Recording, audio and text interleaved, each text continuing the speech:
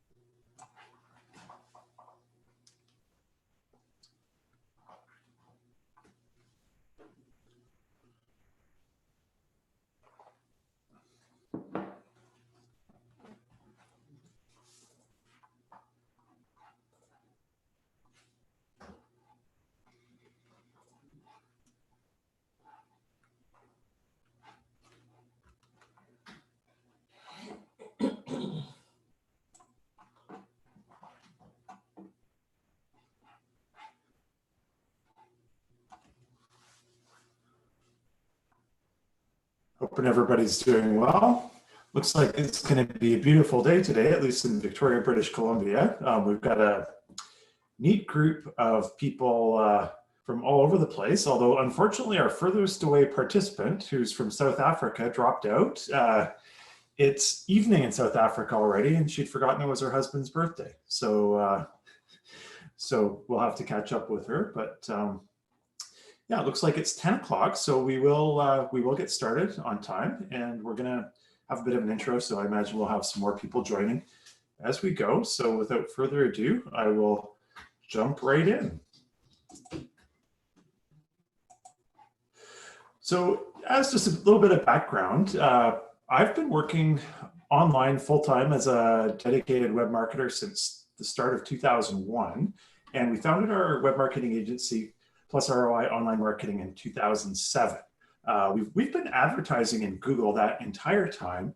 And crazy to think, but we've now been advertising for 11 years in Facebook. We started Facebook advertising in 2009. And on that front, we are a Facebook marketing partner, as well as being a Google Premier partner, which I'm really proud of. It's us being acknowledged by Google as being one of the fastest growing Google advertising agencies in the country, and also meeting certain performance thresholds. And so with that, we get actually a great team of four people at Google that we can consult with at any time. And so sort of what we have and why this is relevant is that we do, as an agency, spend millions of dollars every year on behalf of our clients. So we've learned a few lessons, many of them the hard way, but anyhow, hopefully we can share a bit of that with you today in order that you can get some thoughts on how to avoid some of those mistakes and how to learn from some of the good examples. So for today, first, what we're going to do is just touch on some things to consider before you advertise. Then we're going to jump into a number of things and outline what we've seen consistently work for clients.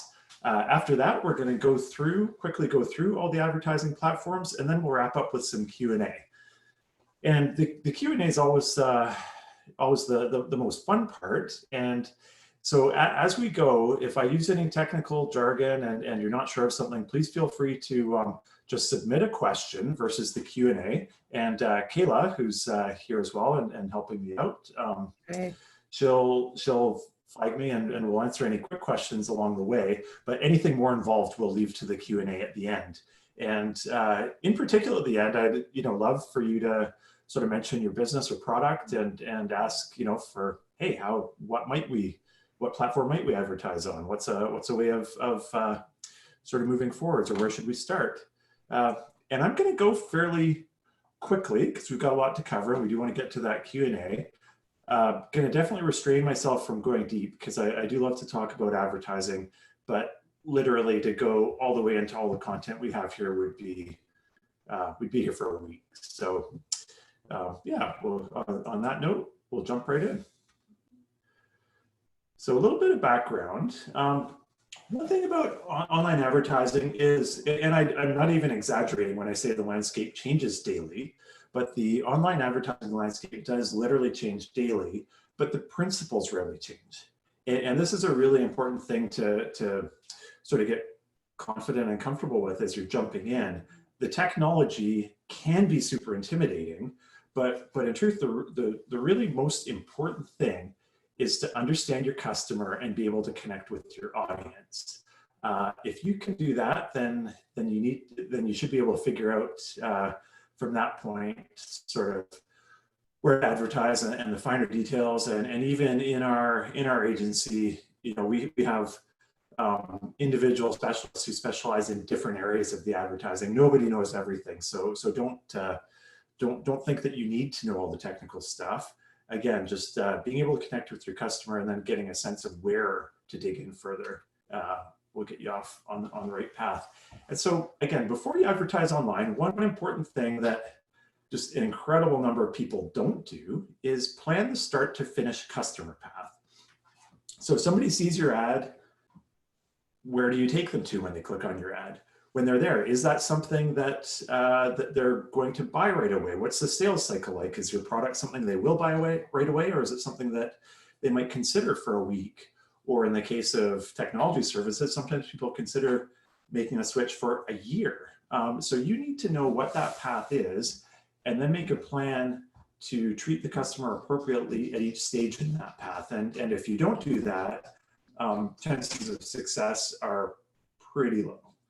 Another thing really along those lines, a lot of people have sort of an idea for something they want to sell, they jump in, they start advertising online. Really, before you start spending money online, you want to have something that you've already validated. So even if you're just selling something,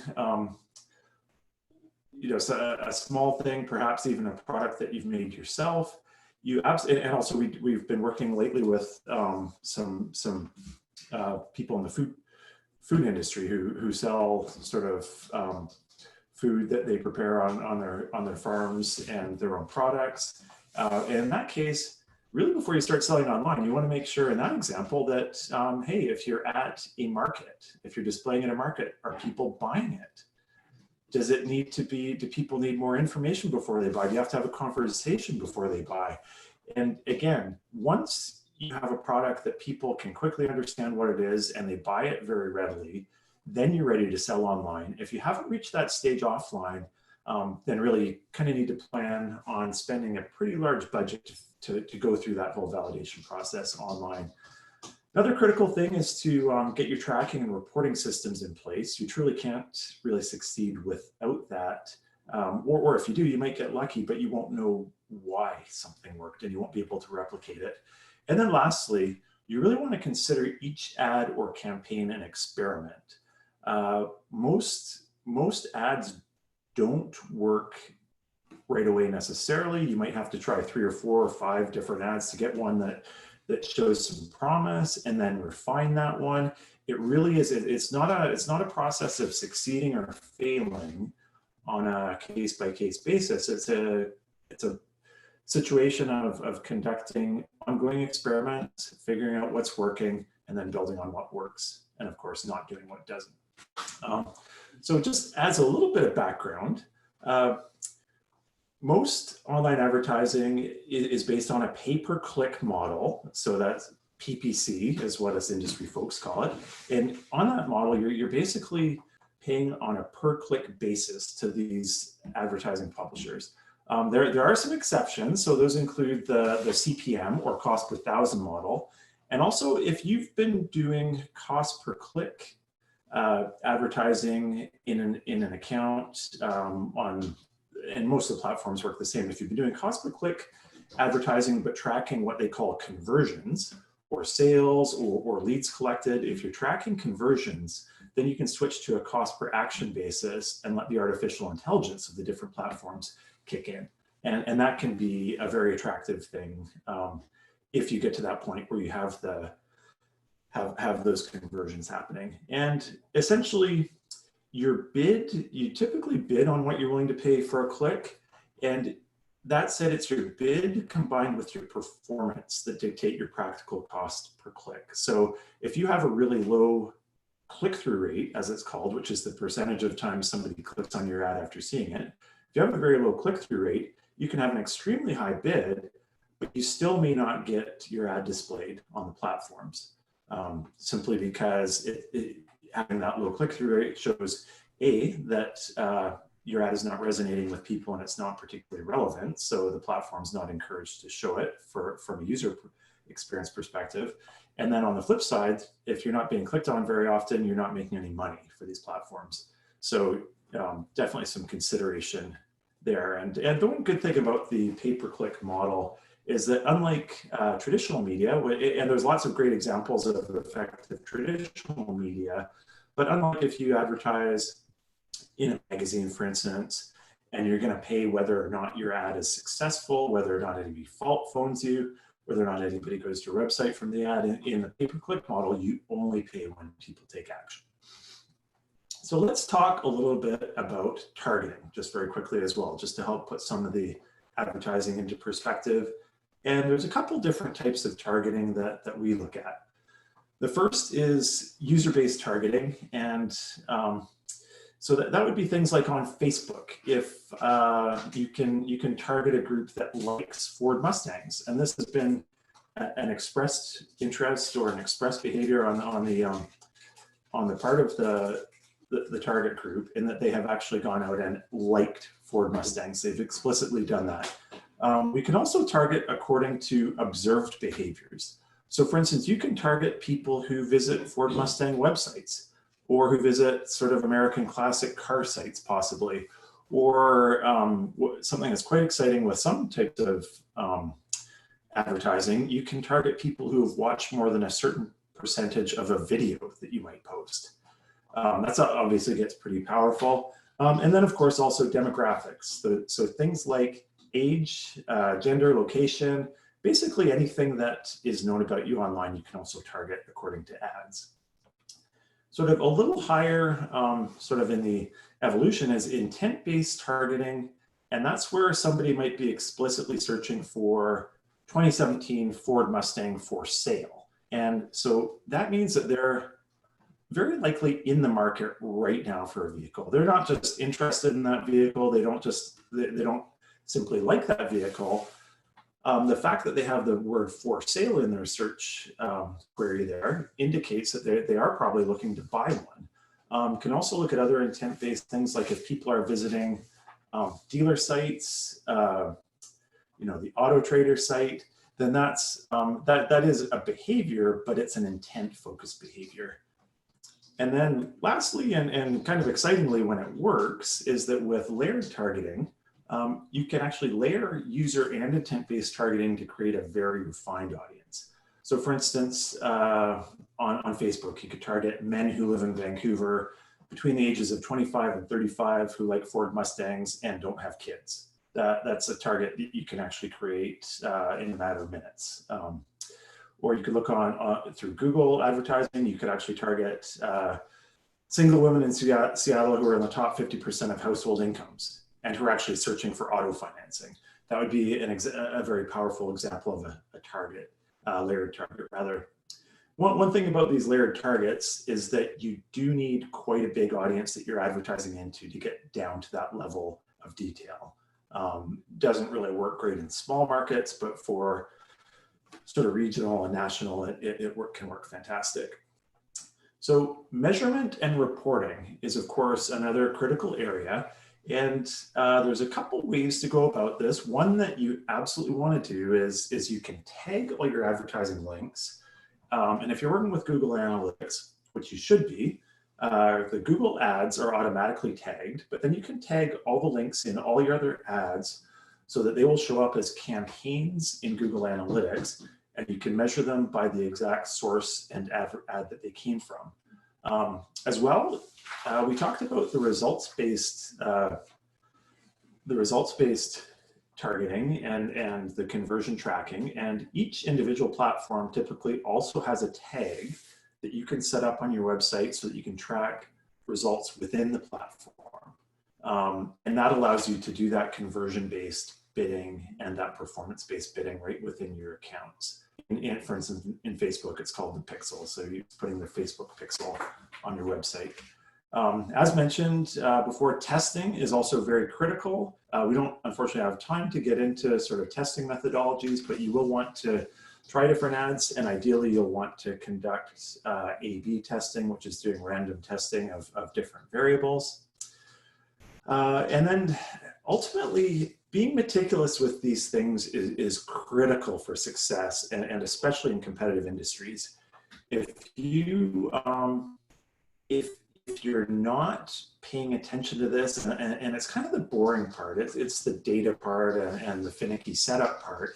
But again, if you don't do it, it's extremely unlikely that you'll be able to duplicate your results if you do succeed in the first place. So, and again, as we're about to sort of jump into the what works area, in terms of knowledge and skills required to excel at online advertising, it's great to be creative, but you do need a love of numbers and a willingness to track everything. And again, that mindset of experimentation. One thing I mentioned is Google's platform makes it fairly easy to create ads, but there's a whole lot going on under the surface. So you do really need, if you want to get good at the Google advertising, you really need to make a commitment there and do a ton of learning and sort of pay your dues through experience, because the optimization process gets extremely technical in the Google side. In the social media platforms like Facebook and Instagram and LinkedIn, the ad setup can sometimes be a little bit tricky, but you can definitely learn it. There's a million YouTube videos that can help you learn any kind of advertising setup. But one thing about the platforms like Facebook and LinkedIn and Instagram, again, the social media platforms, is that the optimization is much more manageable than Google. So these platforms are quite a bit more accessible. Basically with the social platforms and the advertising on the social platforms, it's all about knowing your markets. In Google, you definitely need to know your market, but you have to get kind of sciencey as well to expect to succeed on that front. So, quick sip of coffee while we shift gears here. So in terms of what works, there's some areas and some go-tos that we do over and over and over again on behalf of clients. And I thought, you know what, there's literally thousands of options for how you can approach things. So I thought I'd just sort of summarize a few of the things that we do that regularly work if everything else is in place, and with a couple of caveats in there as well. So Google search, it's the #1 place to reach motivated buyers. Of course, it does get challenging with the level of competition in there, but for most companies should have some form of Google search campaign. And the big if as to whether it works is if you can identify high intent keywords. And we talked about intent, like in terms of that Ford Mustang example, somebody having the model year in and the words for sale, that shows that they have intent or likely have intent. In this example, it's a search, I don't know if you can read it, but it says HP toner 17A, which is a very specific toner cartridge. If somebody's searching for a specific model number of a product, that pretty likely means that they're actually in the market for that product at the moment. And we can talk more about this in the Q&A, and I'd love to brainstorm on some high intent examples for anybody that cares to step up and share. So on Facebook and Instagram and Pinterest, Twitter, all the social media platforms are capable of getting near complete awareness within your target audience. And they can do that quite affordably even. And the big if on this front is you can do that, you can build 100% awareness within a target audience if you're really strategic on that target in the first place. And you also need to make sure that you're reaching the right people with enough repetition. And it's interesting because there's a lot of science that comes out of television and particularly radio about reach and frequency and repetition. And these same principles aren't commonly used with social media advertising, but they 100% apply. And basically the big thing you need to do is figure out your budget, look at the audience sizes, and narrow down your audience to a size that you can afford to repeatedly get in front of those people. And I'll probably mangle this example. One of the first courses I took on web marketing and advertising back in around 2003, but you're much better to get 100% awareness with an audience of 1,000 people than you are to get 10% with an audience of 10,000 people. Because those things will cost about the same, but one, again, having that 1,000 people that everybody in the audience knows all about you is just exponentially more valuable than that larger audience where they know just a little bit about you. Hopefully that makes sense. So jumping along. So, and Facebook and Instagram also can generate near-term sales. And the big if here is if the offer is a great fit for your target and the numbers make sense. So for instance, if you're selling a $10 product, you're almost never going to break even or make money doing advertising for it. You might, if you have repeat sales, you may well do quite well and be quite profitable with it, with the repeat sales over time, but the numbers need to make sense. So typically, you know, $50 or $100 product is a practical minimum, unless it will turn into a repeat purchase. And the other thing with generating near-term sales on a platform like Facebook or Instagram is that you need to have some sort of sense of urgency or a seasonal offer that makes sense. So for instance, I know on my Facebook feed, there was a flood of funny mugs for mom that showed up before Mother's Day. That's an example of a seasonal reason and also a sense of urgency because you've got to buy it before the event occurs. Sales and offers with limited time are also good, although of course you need to be really careful with those because you don't want to cheapen your brand. Google Shopping, which we'll look at a bit closer later, is fantastic for product sales. If the competition levels aren't too high for your type of product, and if you have products that you're selling that people are actually searching for that product or that type of product, you can do really well with Google Shopping. And in fact, it's one of the areas that scales the absolute best. We do work in Google Shopping with an online tire seller across the US that sells some months over $1 million worth of tires through Google Shopping.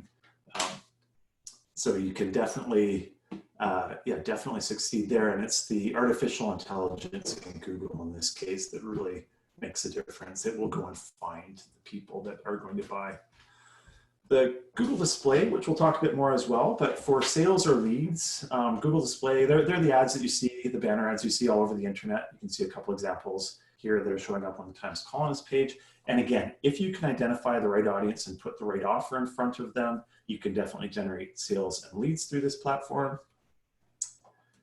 And one of my favorites and I say this because I don't think we've had an example where it hasn't worked, is the Facebook lead form ads. So in this case, you can see this Jasper's Market. They have a free sample box, sign up. Clicking that button opens a form right within Facebook so that the user doesn't actually even have to leave Facebook. And the conversion rates, i.e. the number of people that see the offer and then respond to it after clicking on it, can be very high. And this is great for signups, perhaps newsletters, perhaps informational downloads. And basically, if your sign-up offer is desirable to the audience and relevant to your business offering, then these can work really well. And the reason I say in there relevant to your business offering is that you could do a sign-up contest where you're giving away iPads, which is probably the most common but worst example strategically, is that you will get, if you're trying to build a high quality newsletter list or lead list, and you're giving away iPads, most of the people that sign up will actually have no interest in your product. So you're basically wasting money to then irritate and reach the wrong people. So you definitely have to be careful on that front.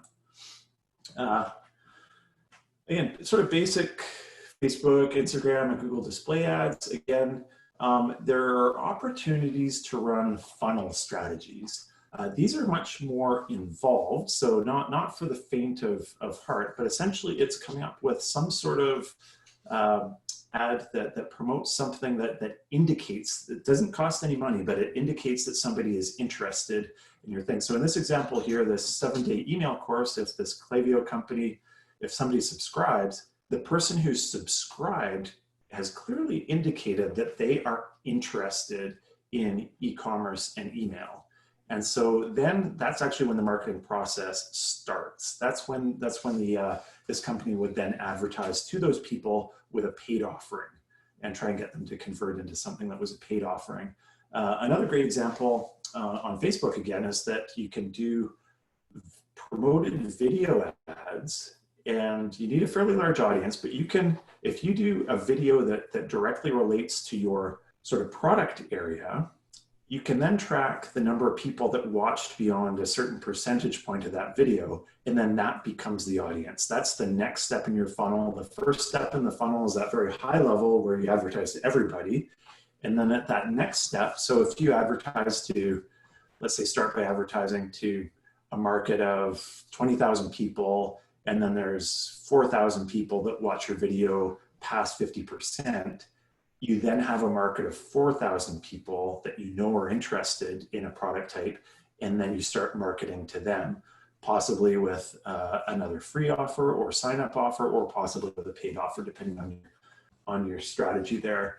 And this does work, but the big the big if is you really do need to have great strategy. You need to do a lot of testing, and you need to be willing to make a big commitment, because you're committing to learning and figuring out what's going to work at each different level of that funnel. And it's unlikely you're going to get that right out of the gate. So there's a significant amount of experimentation that has to happen. LinkedIn ads. LinkedIn ads are fantastic for industry-specific targeting and awareness. My big caveat there is that if you can find a large enough audience to make it worthwhile. The LinkedIn ads are not particularly prominent, so even an audience of 50,000 people, you might have a hard time getting more than a few clicks. So there is a big if there. And LinkedIn ads can also be expensive, but again, it's all about the process of experimentation. So absolutely no reason not to do a small test, spend $50 or $100 and see if a specific industry or a specific job title is going to respond to your ad. LinkedIn promoted content is something that I really like, and you'll see this in your LinkedIn feed. You'll see ads, and better yet, how we like to see them is when folks promote their high quality content. And that's where, again, if you had a great case study about the services that your business offered, not a sales piece, but a great case study and something that would be shared, then that can work really well. And this is a great way, you've probably seen in LinkedIn, if you're on LinkedIn, or same thing on Facebook, if there's a post that's, oh, wow, 5,000 people like this and it's been shared 400 times. If you have a really high quality piece that people will sort of naturally or organically share, then promoting it through the promoted content is a great way to build some momentum around it, because all the sharing functions, all the sharing and liking functions are still available for the ad. So it's just a way of kickstarting that sort of thing if you do happen to have a great post or a great article. So again, another quick sip of coffee, and then we'll jump right into platforms and ad types.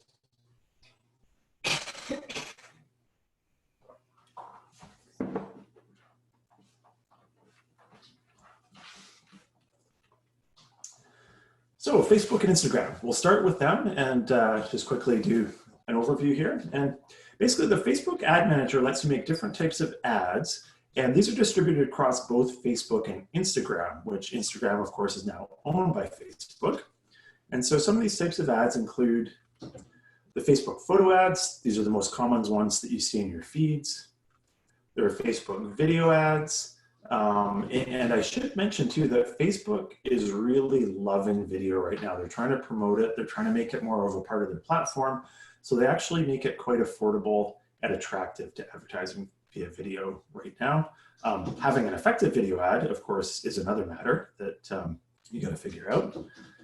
Facebook carousel ads, they're very similar to the video ads, very similar to the photo ads and image ads, except that they have a whole series of images that you can scroll through, that the visitor can scroll through. And these are great for, as in this example, fashion brands, in some cases working in automotive. We have dealers that show a series of different vehicles in them, or you can tell a fun story with photos if they're, in this case, lined up so that each pair matches. Facebook Messenger ads, I'll be honest, we've actually never done a Facebook Messenger ad, but there are some folks doing them, apparently with some decent success.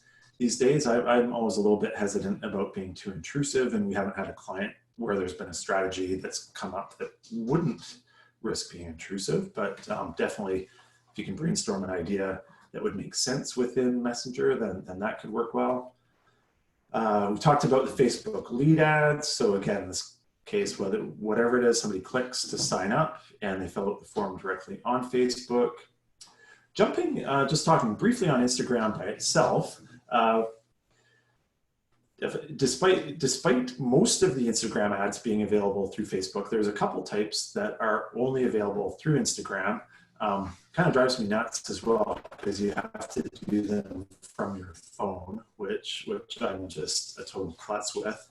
And again, to be totally transparent, I haven't personally run any of the Instagram only ads, although Kayla, who's with us here, has been experimenting with them and actually getting some really interesting results with reach and engagement. So there's Instagram sponsored posts that you can do. You can do the Instagram story ads. And then as well, something that I'm quite interested in that we're going to experiment with is the Instagram IGTV or Instagram television ads, where you can promote videos. Jumping over to my personal favorite area, we'll talk a bit about Google Ads and start with the search ads. And again, they are the most powerful intent-focused ads in history, basically. And so some different types, different flavors of search ads include brand search. So this is a situation where if you have a brand and you want to make sure that you can control the results, you can bid on your own brand.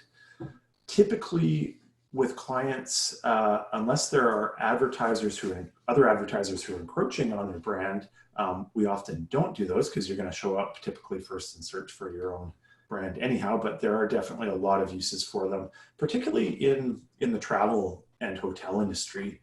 So for instance, the hotels that pay for the third party, or rather that participate in the third party booking platforms like Expedia, they actually have to pay about 30% of each booking to those companies. So that's a case where they want to advertise quite often to show up for their own brand ahead of those third party operators like Expedia. You can do competitor brand search, and that might be, in this example, Basecamp is a project management tool that's well recognized, and so if you search for it, other companies can actually advertise on that search term. If you have a trademark, you can actually have Google ensure that nobody else uses your trademark in their ad, but you can't actually prevent people from bidding on your name. So I would liken it to Wendy's having a bus shelter ad immediately outside of McDonald's. But there's that opportunity where if it makes sense and you know that, oh, if somebody was searching for Basecamp, we're a much better alternative, you can actually have your ads there. Sometimes it simply goes to a page that examines the benefits of the advertised offering. Other times it'll have a direct comparison against the against the person that's being searched for. So in this example, Airtable could actually run an ad that was Airtable versus Basecamp, and then take somebody to a page where they broke down the differences between the two platforms. And those ads can be quite effective. There is a level there where you want to be responsible about how you go after competitors' brand names, but yeah, there's definitely some opportunities there. And then sort of the major one is Google intent-based search. So in this very simple example where somebody searches for chiropractor Victoria, BC, the fact that they've put Victoria, BC in there means that that it's important that they're looking for a chiropractor, and that it's important where they're located. For instance, without that Victoria, BC in there, they might just be interested in the profession.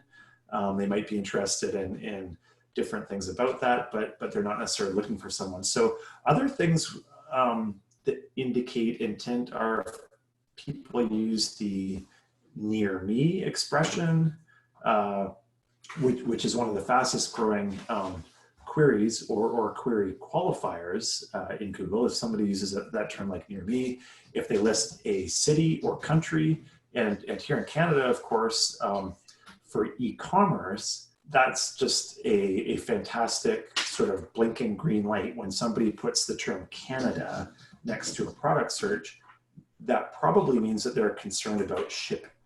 So that means they're not necessarily, they've probably decided they want the product, or they think they want the product, and they want to find somebody who's supplying it who will be where there's not cross-border shipping. So that's another example. And again, in a local business, if people are looking for days open, like again, a chiropractor example is like a chiropractor open Saturdays. That means that they are planning a visit and they only have Saturday available. So that's an indicator that somebody is actually in the market. And again, if you're going to pay for these clicks, you want to absolutely pay for the ones that are related to people that are going to make a purchase or spend some money. And then, of course, as well with e-commerce, as I mentioned before, the more specific somebody is about a product, or even sometimes people have model numbers or even SKUs in a search, the more specific they are with that, the more likely they are to buy. So Google Shopping, I spoke about this earlier, and interestingly, Google Shopping ads do appear in Google Search, but they're actually what you call a separate network, and they're set up totally differently. So some different ad types. Here's an example of a brand shopping ads, and you can see, here's an example of somebody typing Nike Shoes Canada, and then immediately below you see those images with the prices. Those are the Google Shopping ads. And the great thing about the shopping ads is that they're typically much cheaper than the other search ads, and Google has some really powerful AI behind them, and they can work for companies that they work for. They can work extremely well. So definitely worth experimenting with those if you're selling online. Again, the caveat is that you have to have either a brand or a category that somebody's searching for in the first place. And speaking of categories, here's the category. So here's a search for running shoes. And it's interesting, in the last example, it was just Sport Check that showed up with 4 different ads for Nike shoes. If we search for running shoes, we can see there's Sport Check, Puma Canada, and then this On company as well. And Google does like a bit of variety in there. So definitely there can be opportunities even in somewhat crowded categories.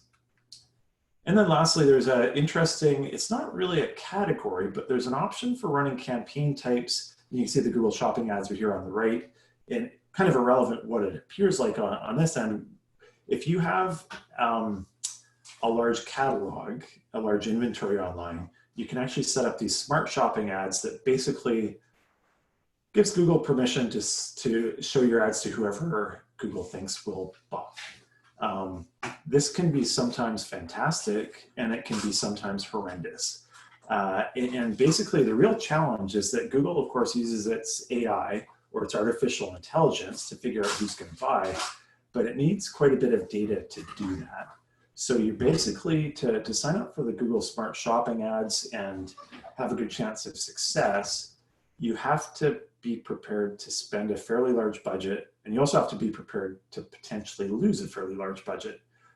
quite simply because you don't know how well it's going to work until you've gotten enough data for Google to theoretically be able to optimize the ads and run it with their AI. So again, it's for large companies, fantastic experiment. For small companies, usually we'd start with usually recommend starting with the regular shopping ads where you have a bit more control over them and where we can apply some human logic to it. And then with a successful regular shopping ad, that's usually where we'd suggest jumping to the smart shopping. Google Display Network is basically a network of millions of websites and publishers who sell some or all of their inventory through this Google Display Network. It's called AdSense if you're on the website side. That's what you'd sign up for if you wanted to have ads showing on your site. As advertisers, we're not too worried about that side of things. So the Google Display Network has a bad reputation. Formerly thought of as being really low quality. That said, there's now some really good opportunities on the display network. And there's two big reasons for this. One thing is that Facebook ads are getting more and more expensive. And the other thing, really quite frankly, is that I think Google got tired of getting their butts kicked by Facebook on the interest-based advertising for years. Facebook has proprietary information about what people like, what their behaviors are, their names, their regions, and so the quality of the Facebook advertising for a long time was much better than the Google Display Network. So that said, over the past few years, Google's kind of come roaring back and created some really great targeting opportunities on their display network, and the market hasn't caught up. It's a vast network, not everybody's aware of the targeting options, and so it is a little cheaper now and can be really good quality. So some examples, again, we've got our local newspaper, the Victoria Times Colonist, and as you can see, there's an example of our remarketing ad, which is being served through Google on there.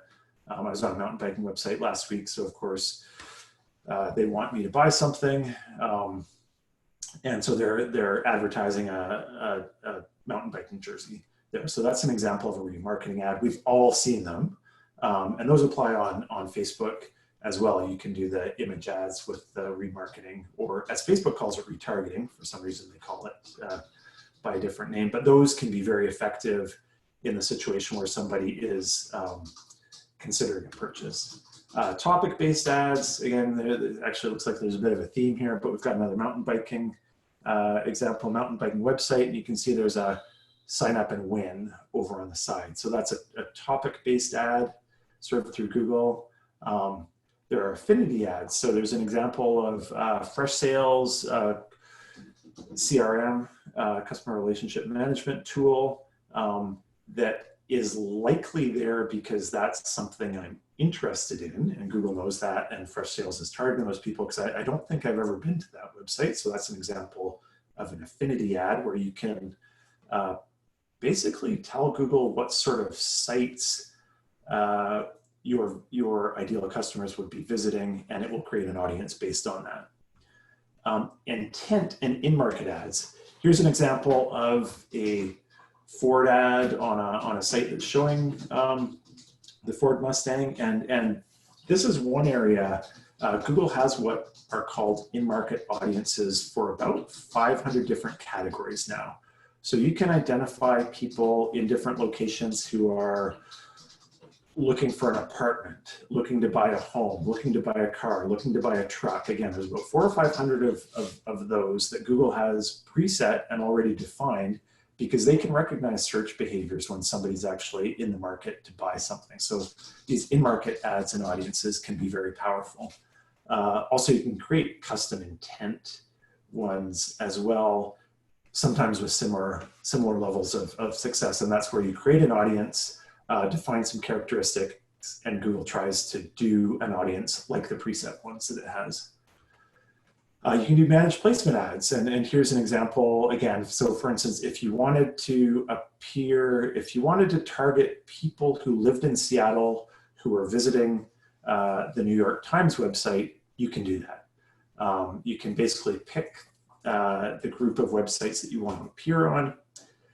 Minor challenge is you don't have much control over your placement on those sites, but on the flip side, the cost of doing it through the Google Display Network is usually in the range of only 10 to 20% of what it would cost to go through the front door and purchase the ads directly from the websites that you're appearing on.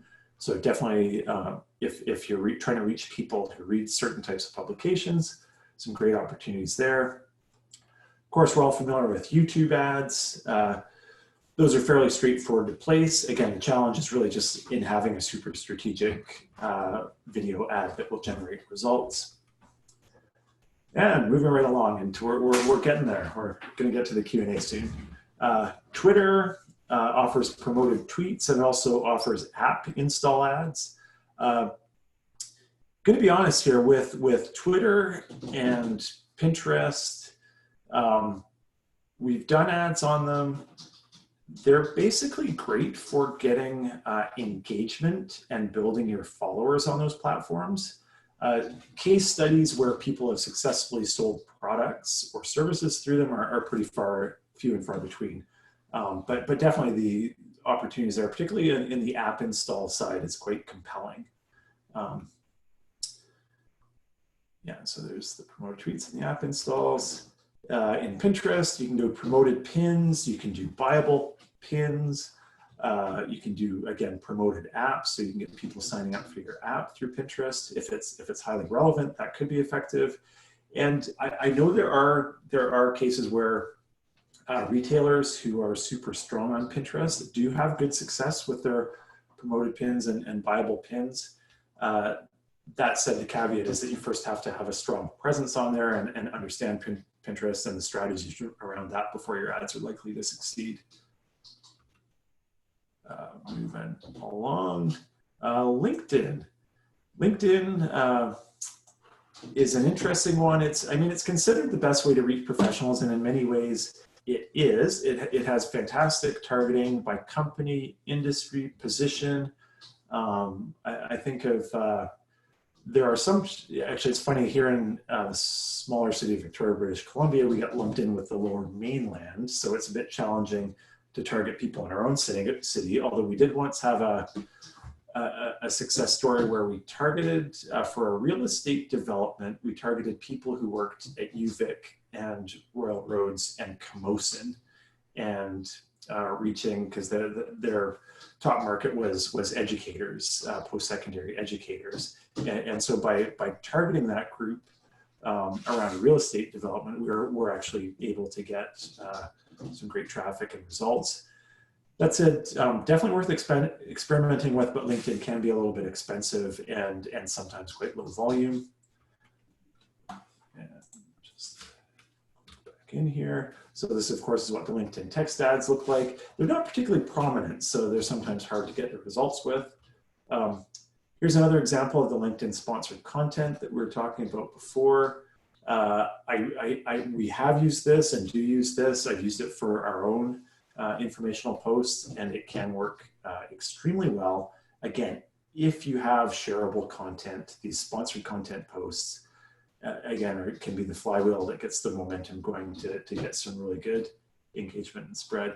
There are LinkedIn message ads and conversation ads. And to be honest, also haven't done these just because we haven't had an example where we didn't feel they'd be overly intrusive for the companies we were working with, but you can now send people messages, basically like doing email marketing, except directly to people's inboxes on LinkedIn.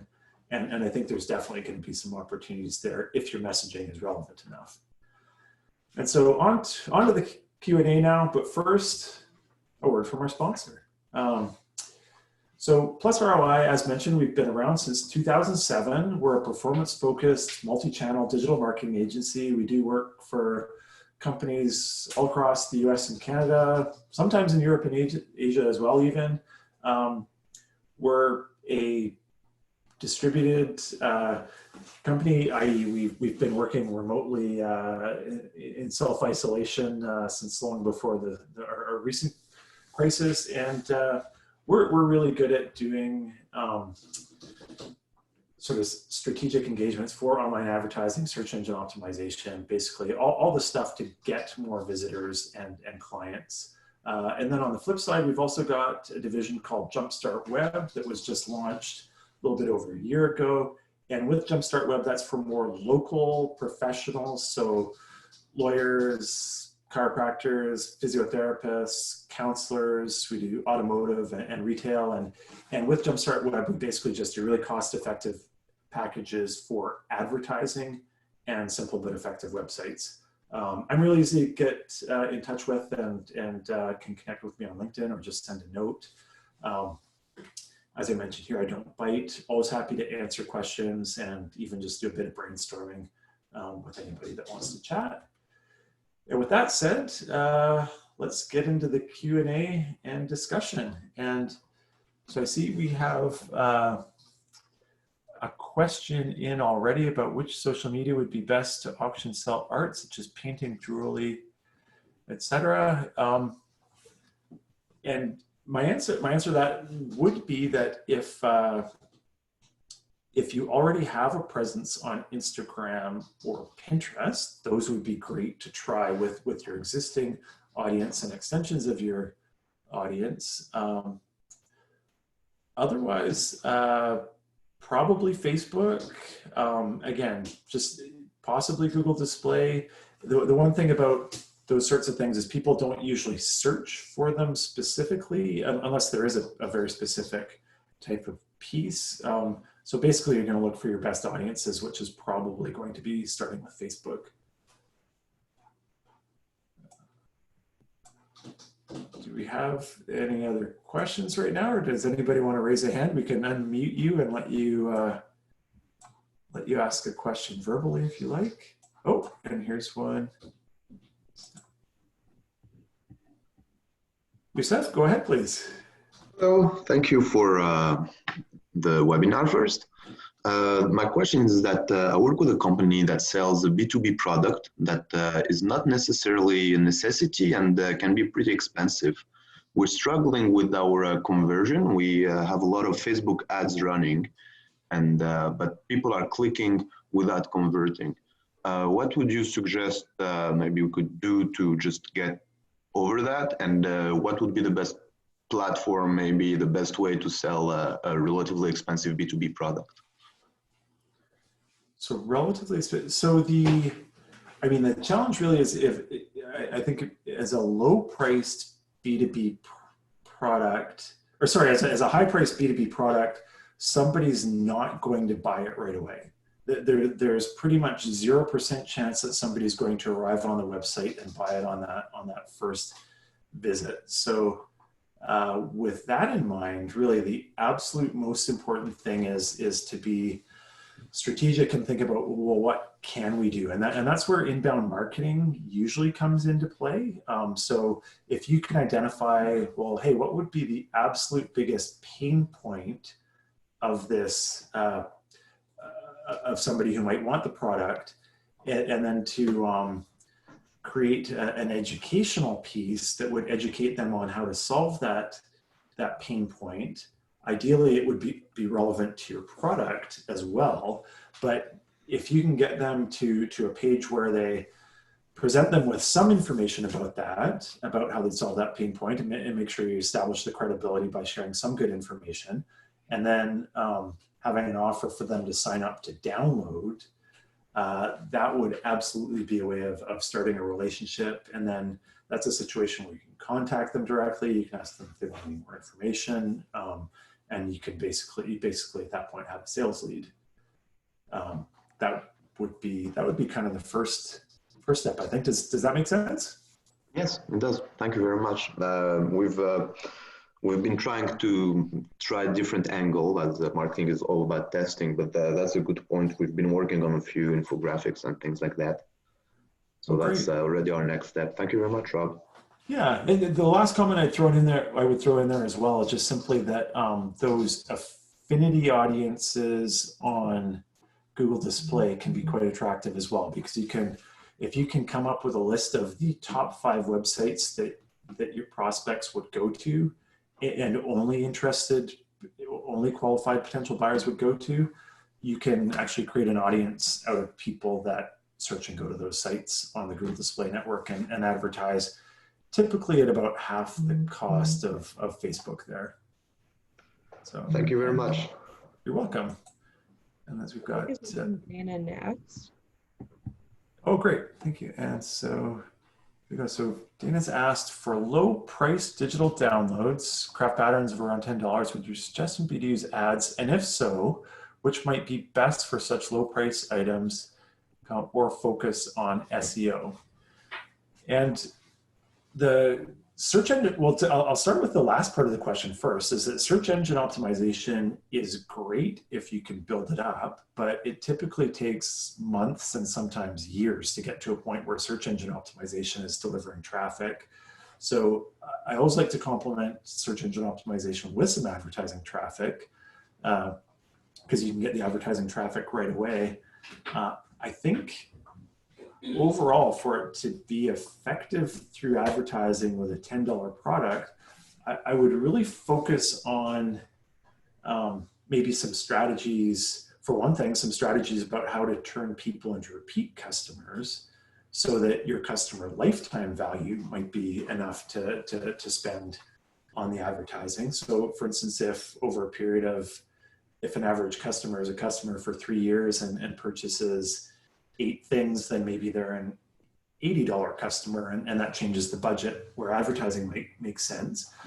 That said, personally, if I was jumping into that sort of thing, I would probably focus on some how-to helpful, educational, inspirational posts, possibly videos, to show people how to create things and then advertise the patterns along with those, in hopes of getting both some organic sharing, some unpaid sharing of it, as well as promoting it.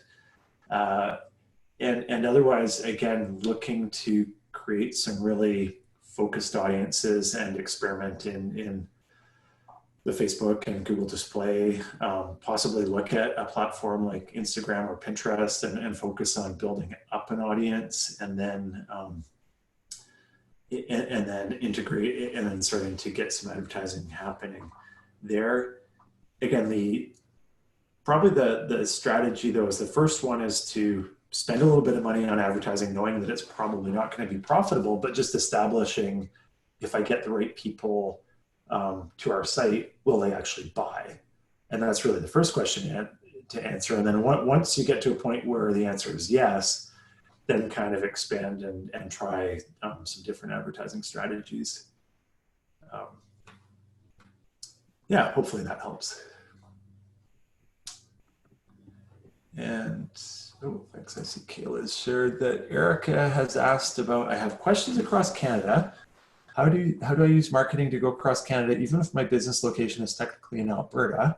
And actually the great news is that's fairly straightforward on almost all the platforms. So for instance, you can, actually we've got somebody advertising now who has a franchise and is recruiting new franchise owners in certain cities. Some cities they have as many as they need, and other cities are looking for new franchise owners. So in that case, they're advertising in cities like Ottawa and Halifax, and you can basically just pick the exact cities that you want to advertise to. In fact, you can narrow it right down to postal code areas or small radiuses around a certain location. So there should be no challenges there. Really, I think in this case, you want to identify what the absolute best sort of attributes, or rather what the attributes of your absolute best customers are in Alberta, and then go and look for people that share those same attributes across the country. Yeah, great. Just wondering, does anybody else have a question? And if you feel like raising your hand, happy to just take them live, or feel free to ask a question. And if not, we may actually... Rock has sent a message in the chat. Oh, sure. Let's have a look there. There we go. So what other strategic considerations should we be thinking about? I see a lot of tactics in A/B testing, but less strategic thinking behind the ads. And yeah, that's something definitely we haven't touched too much on ad content. And what I would share is that the offer is really the absolute most important thing. I know when I started my career in digital marketing, I started in email marketing with a couple of companies that had over 1 million subscribers in their email lists. So we got to do an absolute ton of A/B testing. And what I learned over that time is that there's no response rate that's too low if you don't have the right offer. Like you can have a huge list, but if you don't put the right offer out to it, you can get an extremely poor response. And so that would be the single best thing, the ad creative, like how the ad looks and how the ad looks and what the text or content in the ad says, that's important. But the absolute single biggest thing is having the right offer for the right audience. So trying multiple offers and not just assuming that what you're offering is the right offer, that would be critical. Price point is huge. As crazy as it sounds, if you are doing e-commerce and selling things online, the gimmicky prices that end in .99 make sense. Like a $19.99 offer will sell dramatically more units than a $20 offer. As ridiculous as that sounds, that's another thing that we witness time after time after time in lower price e-commerce offerings, like anything below $50 to $100, that $9.99 plays a role. And even the other funny thing is that the mid prices, so a $24.99 offer likely won't sell many more units than a $29.99 offer. It's really when you cross that next threshold. So if whatever you're pricing is, if you're pricing something in the 20s or 30s, take it right up to the $29.99 or $39.99. And you'll probably get the same number of sales but higher margins. So pricing is huge as well on top of the offer. And I hope that helped. And I see another Q&A has just popped into the question and answer. So Michael says it might be obvious. Part of a media collective that does projects such as music, video, short films, and commercials. We can discern which platforms utilize based on the content of the video, but if we're sponsoring the videos, what would be the best approach for getting in front of eyes of people that want to book that type of product, i.e. bands or businesses? That's an interesting challenge. That the businesses one is fairly straightforward. You can target business owners, you can target people on multiple platforms. Facebook is actually quite good for targeting businesses or people that are in certain industries. For instance, we do some marketing to the legal industry, and I know that, for instance, on the west coast of the US and British Columbia, there's something like 30,000 people who are self-identified as lawyers who are on Facebook. So you can target them. In that example, you can target them directly. Lawyers probably aren't too relevant to your situation, but you can absolutely target people that mention any musical interests. You would probably look for people who like suppliers of instruments, like a company that makes pedals, for instance, or guitars or microphones. Targeting people that like those companies that make high-end products like that, that would probably be a way of getting in front of bands. Or another great example with the bands is if there are websites that really only professional musicians would find interesting, or sort of part-time people who would be in bands would find interesting. If you can identify those lists of websites, you can actually advertise to the people that are visiting those websites. So that would be a good sort of a good way to look there. So I hope that helps a little bit. We're after 11 now, so I imagine folks are going to be heading off. But I'm happy to stay and answer as many questions as folks have. So. If there is anyone else that wants to speak up, more than happy to answer, or we can sort of carry on and go enjoy some of this sunshine.